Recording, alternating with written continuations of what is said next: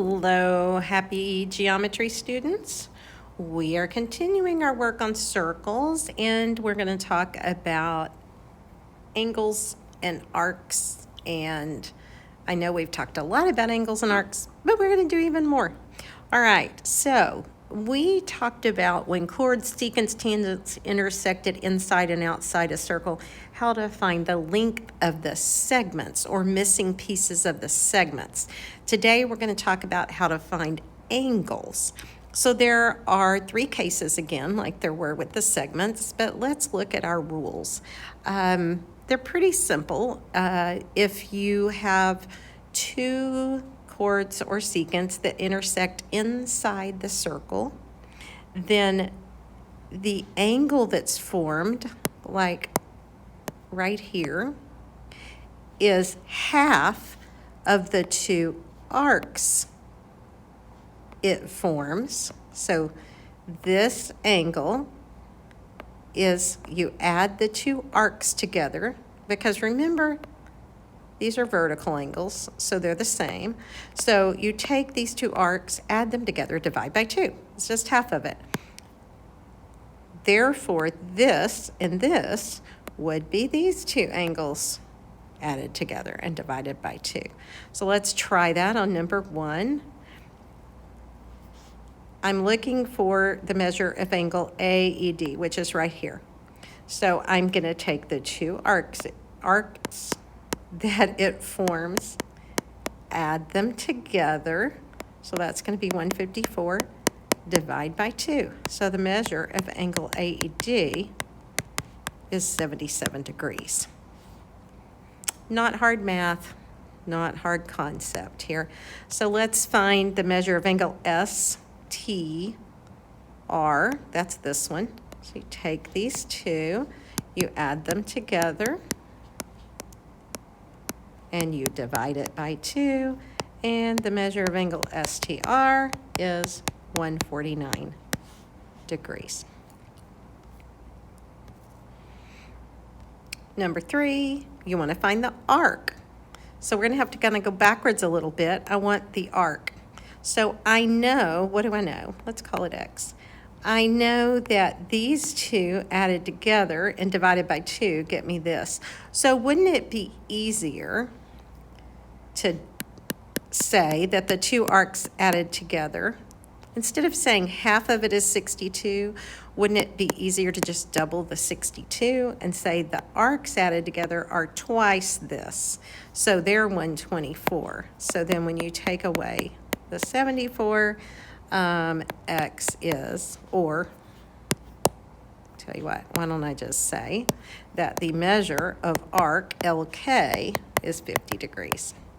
So those are the ones that intersect inside the circle. Then we have where a secant and a tangent intersect at the point of tangency. So this angle that's formed at the point of tangency is half the measure of the arc. Now that should remind you of inscribed angles, which also have their vertex on the circle. So this is very similar, pretty much the same thing as inscribed angles. Measure of angle 2 is half the measure of the arc it forms. So for number 4, angle DBC, that's this one, is half of this arc. Oh no, Miss Jones, I don't know that arc, but I do know that I can take this one away from 360 to find what's left. It's going to be 168. So this arc is 168. And then to find the angle, I just divide it in half. So measure of angle DBC, which we said was right there, 84 degrees. Over here we have, I'm looking for this little bitty arc right here. I know, remember the angle's half the arc, so the arc is twice the angle.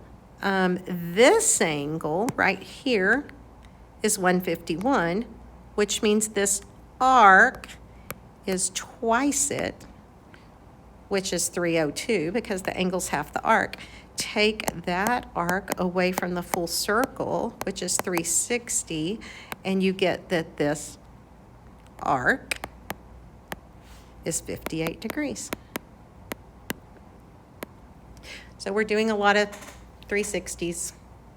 Divide by 2, multiply by 2 again. Then the third case would be when you get an angle formed outside the circle. Now, the rule's the same whether it's two secants, a secant, a tangent, or two tangents. This time it's half the difference. The inside, the ones that intersect inside, half the sum. Outside, half the difference. So let's do one here. I'm going to hurry because my battery looks like it wants to die. I want angle KLM. It is outside the circle, so take the difference, 140 minus 66, and I get 74. Divide by 2, and it would be 37 degrees. Same thing here. This time I have, this one was two secants. This one's a secant and a tangent, but it's the same rule. If I want to find the angle KLM, I'm going to subtract the two arcs, divide by 2, and that would be 51 degrees. And then here I have two tangents, but it's the same rule. Angle CDE right here is half the difference. So this minus 106. All right, I don't know what this is, but I can do some subtraction. I can take what I do know away from 360, so that should be 254 if I did my math right. So this is 254. So what do? I do the difference of the arcs, 254 minus 106. That should be 148, and then divide by 2 because it's half the difference. And I think angles are pretty easy. That's pretty much all you do with them.